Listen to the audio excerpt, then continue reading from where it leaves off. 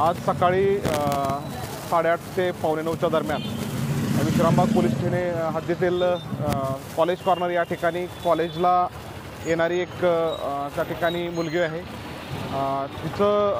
तिचा प्रेमविवाह झालेला आहे आणि ती तिच्या गावावरून इथं आल्यानंतर तिच्या पतीनं ती कॉलेजला जात असताना कॉलेज कॉर्नर या ठिकाणी तिला अडवून चाकूने हल्ला केलेला आहे। तर तत्काळ आम्ही सदर पीडित महिला ही हॉस्पिटलाइज झालेली असून योग्य ते उपचार सुरू आहेत।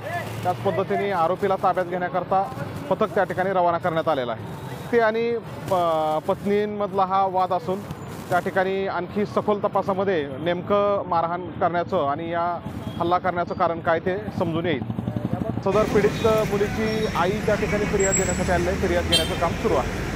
तपासाकरता आम्ही एक पथक त्या ठिकाणी रवाना केलेलं असून तत्काळ आरोपी ताब्यात घेत आहोत।